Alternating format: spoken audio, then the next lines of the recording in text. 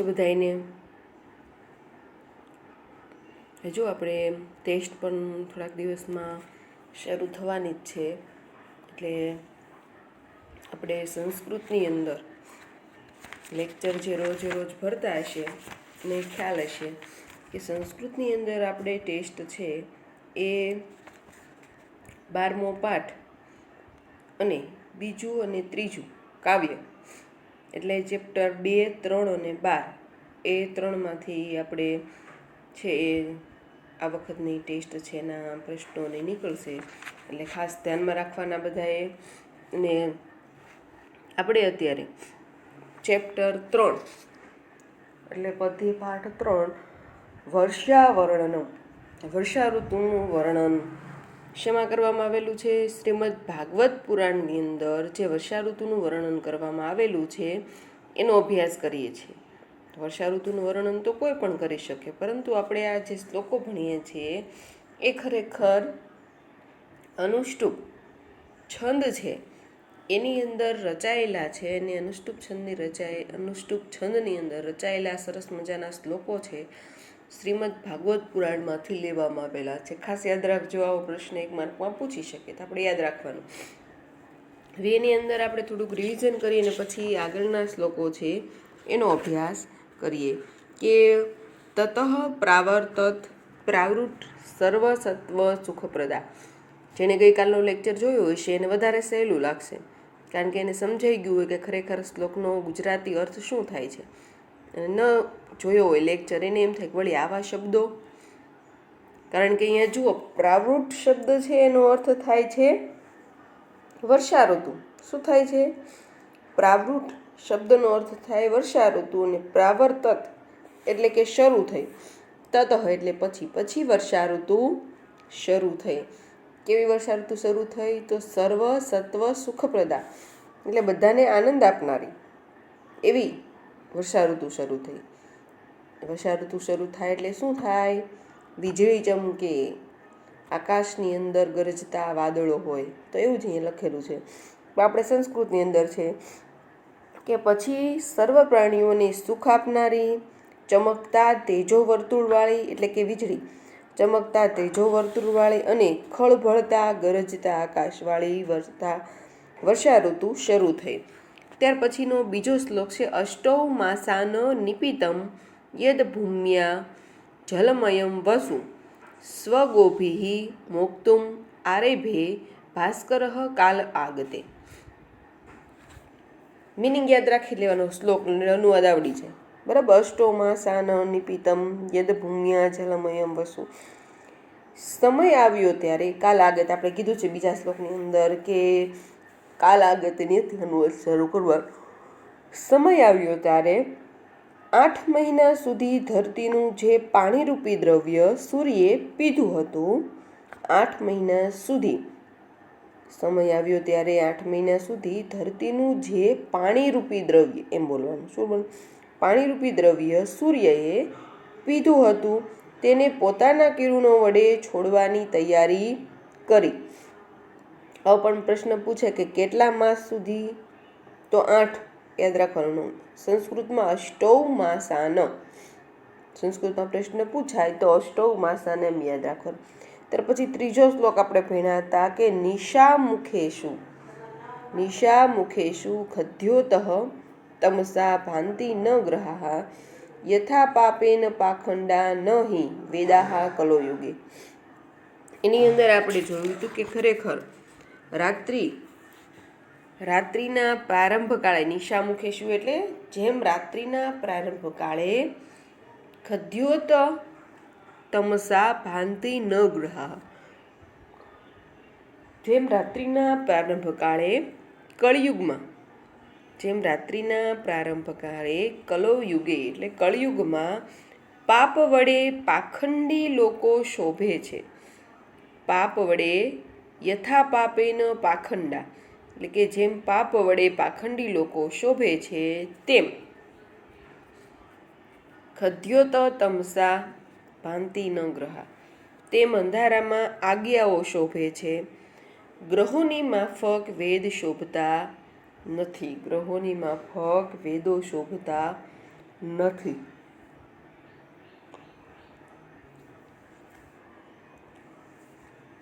શ્લોકની અંદર થોડોક અટપટો છે, કારણ કે પહેલો શ્લોક છે એનો પહેલો શબ્દ લેવાનું, પછી છેલ્લો શબ્દ લેવાનું, પછી બીજી લીટીના પહેલા શબ્દો, પછી પાછા પહેલી લીટીના બીજા શબ્દો, પછી પાછા બીજી લીટીના. પણ આપણે સમજીને યાદ રાખી લેવાનું એટલે તકલીફ ન પડે કે જેમ રાત્રિના પ્રારંભકાળે કળિયુગમાં પાપ વડે પાખંડી લોકો શોભે છે, તેમ અંધારામાં આજ્ઞાઓ શોભે છે અને ગ્રહોની માફક વેદો દેખાતા નથી. સમજીને યાદ રાખશો એટલે યાદ રહી જશે. ત્યાર પછીનો ચોથો શ્લોક જે આપણે આજે ભણવાનો છે કે ક્ષેત્રાણી સસ્ય સંપત્તિ કર્ષકાણામ મુદમ દદુહુ ધનિનામ ઉપતાપમ ચ દેવાધીનમ જાનતામ.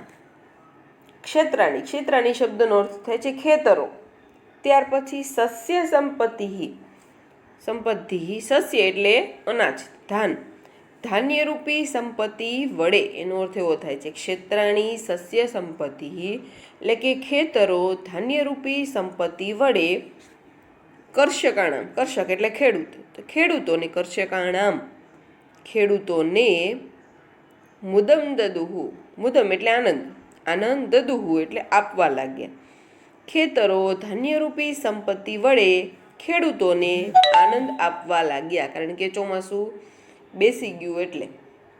ત્યાર પછી છે ધનિનામ ઉપતાપમ ચ દેવાધીનમ જાનતામ, પરંતુ સર્વ ભાગ્યને અધીન છે. દેવાધીનમ, દેવ આધીનમ, પરંતુ સર્વ ભાગ્યને અધીન છે. આ વાતને ન જાણનારા, અજાનતામ એટલે ન જાણનારા, એક જ શબ્દનો અર્થ થાય છે. જુઓ કે પરંતુ સર્વ ભાગ્યને અધીન છે, આ વાતને ન જાણનારા ધનિનમ ઉપતાપમ અનાજનો સંગ્રહ કરનારા ધનવાનોને સંતાપ આપવા લાગ્યા. ધનિનામ ઉપતાપમ શબ્દનો અર્થ છે થાય છે, ઉપતાપમનો અર્થ થાય સંતાપ, અને ધનિનામ એટલે ધનવાનોને સંતાપ આપવા લાગ્યા. અનાજનો સંગ્રહ કરનારા ધનવાનોને સંતાપ આપવા લાગ્યા, કારણ કે ચોમાસાની અંદર ખેડૂતો છે એ ખેતરની અંદર બધો પાક વાવે,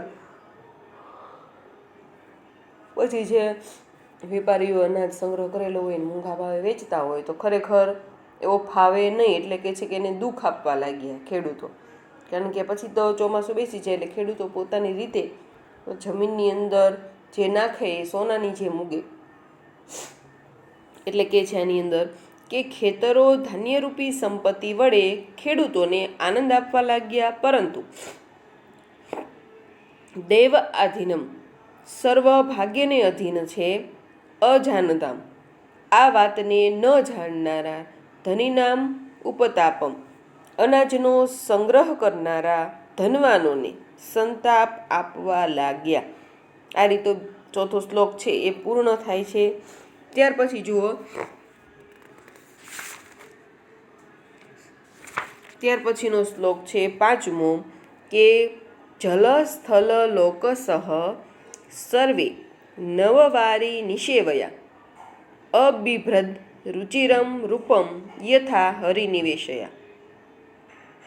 જલ સ્થલો કોસહ એનો અર્થ થાય છે જલ એટલે કે જળ, સ્થળ એટલે સ્થળમાં રહેનારા, જળચર અને સ્થળચર, જળ અને સ્થળમાં રહેનારાઓ નવવારી નિવેશયા એટલે કે નવા પાણીના સેવન કરવાથી, નવા જળનું સેવન કરવાથી, નવા પાણીનું સેવન કરવાથી નવવારી નિવેશયા એનો અર્થ થાય છે કે નવા જળનું, વારી એટલે પાણી, નવા પાણીનું અથવા નવા જળનું સેવન કરવાથી અબિભ્રદ એનો અર્થ થાય છે કે ધારણ કર્યું હતું. અબિભ્રદનો અર્થ થાય છે ધારણ કર્યું હતું. ત્યાર પછી છે રુચિરમ રૂપમ યથા, રુચિરમ રૂપમ એટલે કે રમણીય રૂપ. ત્યાર પછી કે છે હરિનિષેવયા, હરિનિષેવયાનો અર્થ થાય છે ભગવાનની સેવાથી. જેમ ભક્ત છે એ ભગવાનની સેવાથી એ દિવસે ને દિવસે રમણીય રૂપ છે ધારણ કરે છે, એનું તેજ છે એ કંઈક અલગ હોય છે. જે ઈશ્વરની હંમેશા ભક્તિ કીર્તનમાં મગ્ન રહેતા હોય એનું તેજ છે એ કંઈક અલગ હોય છે. એની જેમ વર્ષા ઋતુનું જે નવું પાણી છે એ નવા નીરની આવકથી ખરેખર લોકો છે એ જાણે કે નવું જીવન એને મળ્યું હોય એ રીતનું એમનું રમણીય રૂપ છે એ લાગી રહ્યું છે. તો અહીંયા ભક્ત હરિનિશેવયા શબ્દનો અર્થ થાય છે, ખાસ યાદ રાખજો, હરિનિશેવયા એટલે ભગવાનની સેવાથી અને નવવારી નિશેવયા એટલે નવા પાણીના સેવનથી. આ બે શબ્દો છે, દેખાવમાં સરખા લાગે પણ યાદ રાખવાનું. હરિનિશેવયા એટલે ભગવાનની ભક્તિથી અથવા ભગવાનની સેવાથી, નવવારી નિશેવયાનો અર્થ થાય છે નવા જળનું સેવન કરવાથી. શ્લોક આપણો ફરીવાર આપણે અનુવાદ સાથે કરીએ કે જલસ્થલ લોકસઃ સર્વે નવવારી નિશેવયા. ત્યાર પછી છે કે અબિભ્રત રુચિરમ રૂપમ યથા હરિનિશેવયા. એની અંદર આપણે હરિનિશેવયા શબ્દ છે ત્યાંથી અનુવાદ લઈએ કે ભક્ત જેમ ભગવાનની સેવા કરી રમણીય રૂપ ધારણ કરે છે. હરિનિશેવયા યથા હરિનિશેવયા, ભક્ત જેમ ભગવાનની સેવા કરી રુચિરમ રૂપમ રમણીય રૂપ અબિભ્રત ધારણ કરે છે. ભક્ત જેમ ભગવાનની સેવા કરી રમણીય રૂપ ધારણ કરે છે તેમ જલસ્થલ લોકસઃ તેમ સર્વે તેમ બધા જળ અને સ્થળમાં રહેનારાઓ નવવારી નિશેવયા નવા જળનું સેવન કરવાથી રમણીય રૂપ ધારણ કરે છે. યાદ રહી ગયું? યથા શબ્દથી ત્યાંથી શરૂ કરવાનું કે જેમ ભક્ત ભગવાનની સેવા કરી રમણીય રૂપ ધારણ કરે છે તેમ જળ અને સ્થળમાં રહેનારાઓ નવા જળનું સેવન કરવાથી રમણીય રૂપ ધારણ કરે છે. બંનેમાં રમણીય રૂપ કોમન આવશે કારણ કે બેની સરખામણી કરી છે એટલા માટે થઈને. ત્યાર પછીનો શ્લોક છે 6.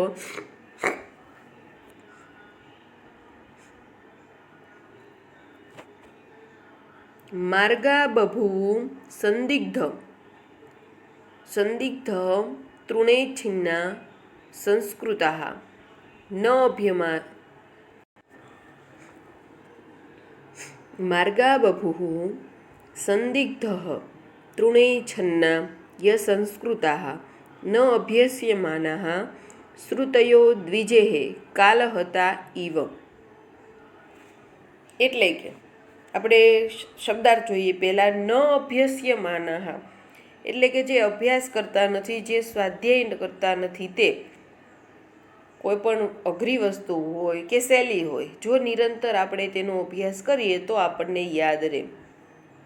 પછી આપણે ભણતા હોઈએ એ કે પછી માનો કે દોડની અંદર તમારે પહેલો નંબર આવ્યો હોય પણ તમે 1 વર્ષ માટે દોડવાનું મૂકી ગયો અને પછી બીજા વર્ષે સીધા સ્પર્ધામાં જાઓ તો પહેલો નંબર આવે ન આવે. એટલે કે જે કોઈ વસ્તુ તમે શીખો છો એનો તમારે અભ્યાસ કરવો જોઈએ. એ સ્વાધ્યાય જે તમે અભ્યાસ કરો છો તમે મૂકી દો તો એ વસ્તુ ખરેખર તમારા હાથ વગેરે નહીં. એટલે ખરેખર અભ્યાસ કરવો જરૂરી છે. ત્યાર પછી શબ્દ છે કાલહતાઃ એટલે કે સમય આવીએ. કાલહતાઃ એટલે સમય આવીએ નાશ પામનારા. હતાઃ એટલે વયા જનારા. એટલે આપણે અહીંયા અર્થ કરીએ છીએ કે સમય આવીએ નાશ પામનાર. શ્રુતયઃ શબ્દ છે એનો અર્થ થાય છે વેદો. તૃણેઃ છન્નાઃ એટલે ઘાસથી છવાયેલા. અસંસ્કૃતાઃ સમતળ નહીં કરાયેલા. સંદિગ્ધા શબ્દનો અર્થ થાય છે અસ્પષ્ટ અથવા ધૂંધળા. બભૂવ એનો અર્થ થાય છે બન્યા. ત્યાર પછી આપણે શ્લોકનો અનુવાદ છે જોતા જઈએ કે દ્વિજેહ શબ્દ છે એનો અર્થ થાય છે બ્રાહ્મણોથી. દ્વિજેહ એટલે કે બ્રાહ્મણોથી. ત્યાર પછી કે છે કે ન અભ્યસ્યમાનાઃ બ્રાહ્મણોથી અભ્યાસ અથવા સ્વાધ્યાય ન કરવામાં આવતા. કાલહતા ઇવ સમય આવીએ નાશ પામનારા. શ્રુતયો ઇવ સમય આવીએ નાશ પામનારા વેદોની માફક. ત્યાર પછી કે છે ફરીવાર પહેલી અનુવાદ કરીએ પછી આગળ સમજીએ. દ્વિજેહ શબ્દ છે ત્યાંથી અનુવાદ બ્રાહ્મણોથી અભ્યાસ સ્વાધ્યાય ન અભ્યસ દ્વિજેહે ન અભ્યસ્યમાનાઃ બ્રાહ્મણોથી સ્વાધ્યાય અથવા અભ્યાસ નહીં કરવામાં આવતા. ત્યાર પછી કાલહતા શ્રુતયો ઈવ સમય આવીએ નાશ પામનારા વેદોની માફક માર્ગા બભુઃ સંદિગ્ધ તૃણે છન્ના અસંસ્કૃતાઃ સરખા ન કરવામાં આવેલા.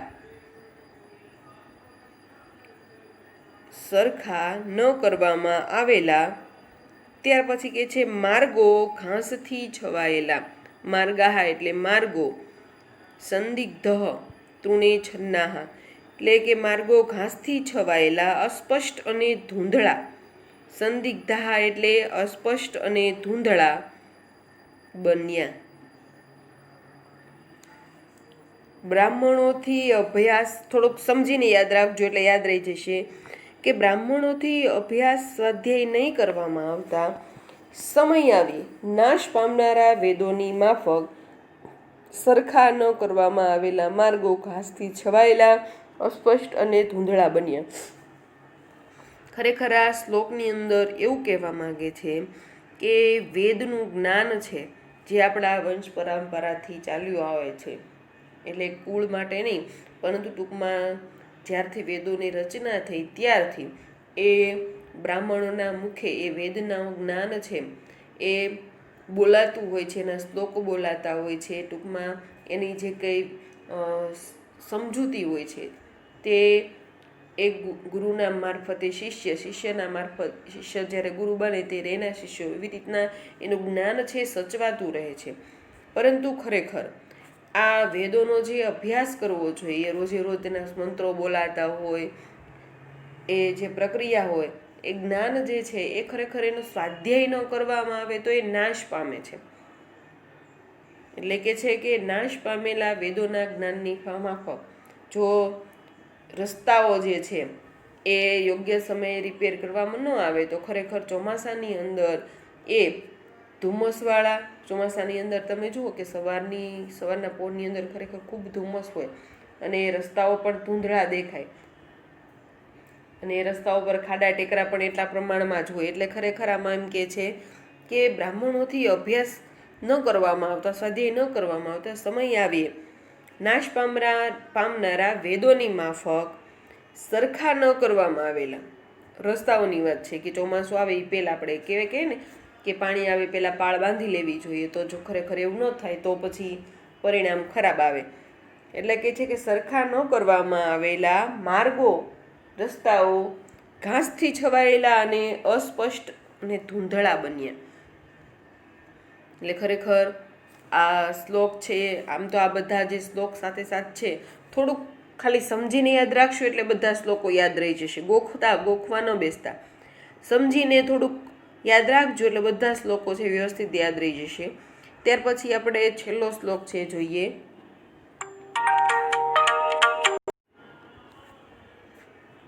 પછી 7મો શ્લોક છે કે મેઘ આગમ ઉત્સવા હર્ષ્ટા પ્રત્યંદનમ શિખંડિનઃ ગૃહેષુ તપ્તા નિર્વિણ્યા યથા ભગવજ્જન આગમે.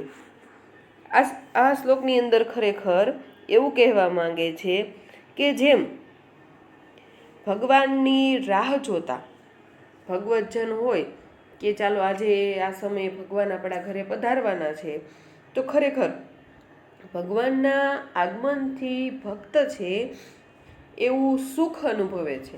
ખરેખર થાકેલા હોવા છતાં એ ગૃહસ્થ છે એ આનંદ અનુભવે છે અને થાક છે એ ક્યાંય ભૂલા જાય છે, કારણ કે ભગવાન પોતાના ઘરે પધારવાના છે. તેમજ વાદળના આગમનને લીધે ઉત્સવ માનનારા હર્ષ પામેલા મયુરો નાચી ઉઠે છે. માત્ર વરસાદ હજી આવ્યો નથી પણ વાદળો ઘનઘોર ઘેરાય છે અને બધી બાજુ વરસાદની સુગંધ આવી જાય છે. ખરેખર હવે વરસાદ થવાની ફૂલ તૈયારી થાય છે ત્યારે ખરેખર આનંદ પામેલા મોર જે છે એ નાચી ઉઠે છે એવું શ્લોકની અંદર કહેવા માંગે છે. આપણે શબ્દાર્થ પ્રમાણે અનુવાદ છે જોઈએ તો મેઘ આગમ ઉત્સવાહ, એનો અર્થ થાય છે કે વાદળાના આગમનને લીધે ઉત્સવ ઉત્સવ માનનારા અથવા ઉત્સવ જે છે એને લીધે હર્ષ પામનાર, હર્ષા શબ્દનો અર્થ થાય છે આનંદ પામનારા. વાદળોના આગમનને લીધે હર્ષ પામનારા. પ્રત્યંદનમ શિખંડીનઃ, શિખંડીનઃ શબ્દ છે એનો અર્થ થાય છે મોર. અહીંયા આપણે કરવાનો છે મયુરો, બહુવચન છે મયુરો. પ્રત્યંદનમ એ શબ્દનો અર્થ થાય છે કે નાચી ઉઠ્યા. વાદળાના આગમનને લીધે ઉત્સવ માનનારા, આનંદ પામેલા મયુરો નાચી ઉઠ્યા. ત્યાર પછી બીજી લીટી છે એનો અનુવાદ કરીએ કે ગૃહેશુ તપ્તા. ગૃહેશુ તપ્તાનો અર્થ થાય છે કે ઘરમાં સંતાપ પામેલા અથવા તો દુઃખ પામેલા, થાકેલા લોકો જે છે તે. નિર્વિણ્યા શબ્દ છે એનો અર્થ થાય છે થાકેલા, ઉદાસ થયેલા. ત્યાર પછી યથા જેમ ભગવતજન આગમે, જેમ ભગવાનના ભક્તોનું આગમન થતા. ફરીવાર આપણે આ શ્લોક છે એનું ગુજરાતી કરીએ. પહેલાં તો મેઘ આગમ ઉત્સવાહા, એટલે કે વાદળના આગમનને ઉત્સવ માનનારા હર્ષ પામેલા મયુરો નાચી ઉઠ્યા. હવે આપણે કરવાનું છે કે બીજી લીટી છે એનો અનુવાદ પહેલાં લેવાનો છે અને પછી બીજી લીટીનો પછી અનુવાદ કરવાનો છે. તો આપણે જોઈએ યથા, બીજી લીટીમાં યથા શબ્દ છે ત્યાંથી અનુવાદ શરૂ કરીએ કે જેમ ભગવાનના ભક્તોનું આગમન થતા. યથા એટલે કે જેમ ભગવત જન આગમન, જેમ ભગવાનના ભક્તોનું આગમન થતા. થાકેલા, ગૃહેશુ તપ્તા નિર્વિણ્યા, થાકેલા સંતાપ પામેલા ગૃહસ્થો આનંદ અનુભવે છે.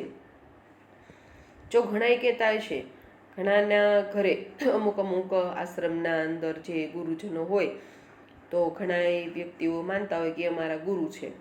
તો એવા ગુરુજનો જે છે, જે સજ્જન પુરુષો જે છે એ જ્યારે આપણા ઘરે આવવાના હોય તો સ્વાભાવિક છે કે એના માટે આપણે ઘણી બધી તૈયારી કરીએ. ગમે એવા થાકેલા હોય, ગમે એવી પરિસ્થિતિ પણ નબળી હોય, છતાં એ ભગવાનના ભક્તો જે છે એ આપણા ઘરે ખુદ ઈશ્વરના દૂત તરીકે આવે છે. તો આપણે ખરેખર એના માટે ખૂબ જ તૈયારીઓ કરીએ છીએ અને આનંદ અનુભવીએ છીએ. તેમ એવી વાત અહીંયા કરી છે. યથા ભગવત જન આગમે, જેમ ભગવાનના ભક્તોનું આગમન થતા. ગૃહેશુ તપ્તા નિર્વિણ્યા, થાકેલા સંતાપ પામેલા ગૃહસ્થો આનંદ અનુભવે છે. તેમ વાદળના આગમનને, મેઘ આગમ ઉત્સવારિષ્ટા, એટલે કે તેમ વાદળના આગમનને ઉત્સવ માનનારા. પ્રત્યંદન શિખંડીન, હર્ષ પામેલા મયુરો નાચી ઉઠ્યા. ફરીવાર જોઈ લ્યો કે જેમ ભગવાનના ભક્તોનું આગમન થતા થાકેલા સંતાપ પામેલા ગૃહસ્થો આનંદ અનુભવે છે. તેમ વાદળાના આગમનને ઉત્સવ માનનારા હર્ષ પામેલા મયુરો નાચી ઉઠ્યા.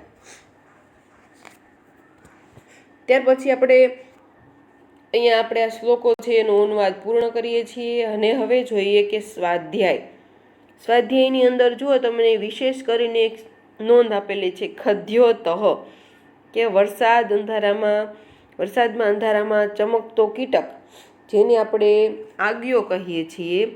આગિયો ઉડે ત્યારે તેની પાંખો છે એ ચમકતી હોય, પ્રકાશના નાના નાના બિંદુઓ ચમકતા હોય એવું લાગે છે.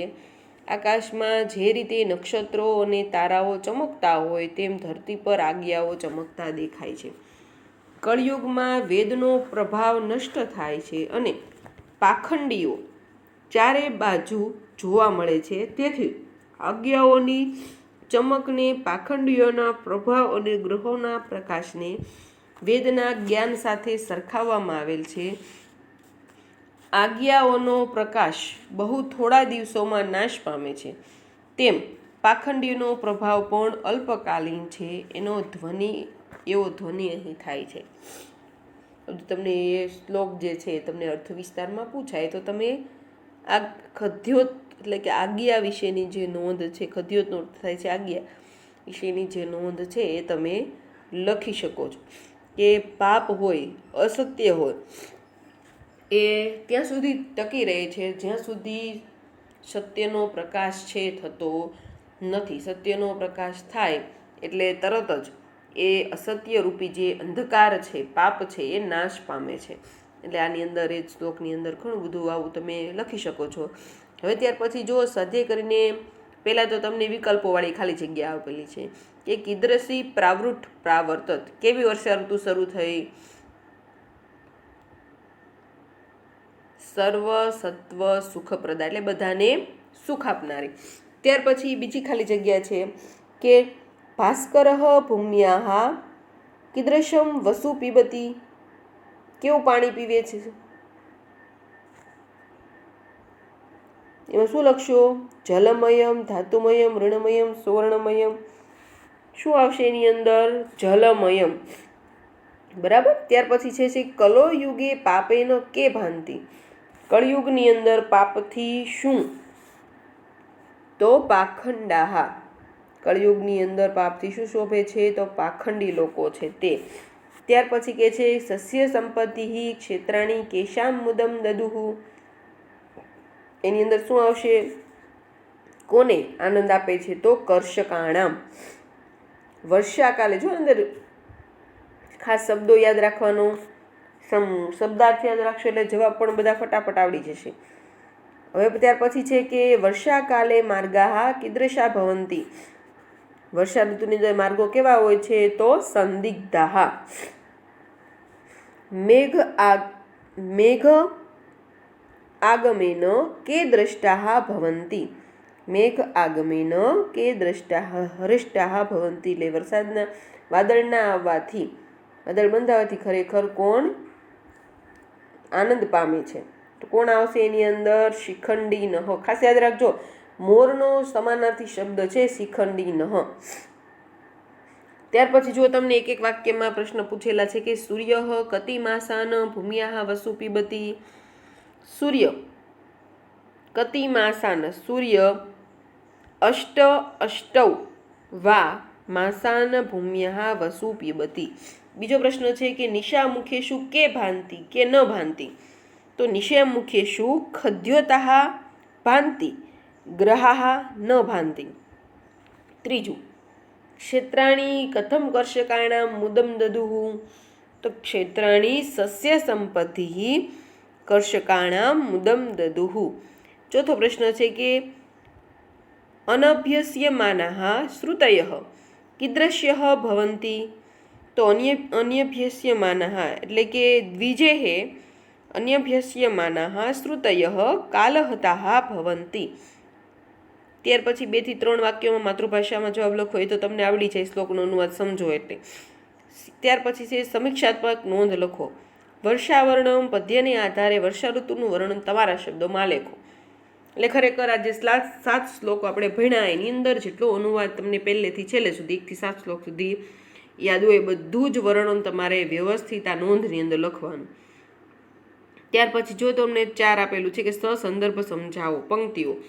તો પંક્તિઓ જ્યારે પૂછી હોય તો જે શ્લોકમાંથી પંક્તિ પૂછી હોય પહેલાં એ શ્લોકનો અનુવાદ તમારે વ્યવસ્થિત લખી નાખવાનો. ત્યાર પછી શ્લોકની અંદર શું કહેવા માંગે છે, કાવ્યની અંદર શું કહેવા, એ બધું લખો એટલે તમારે 4 માર્કની નોંધ થઈ જાય. હવે આ રીતનું આપણું આ ચેપ્ટર છે આપણે અહીંયા પૂરું કરીએ છીએ.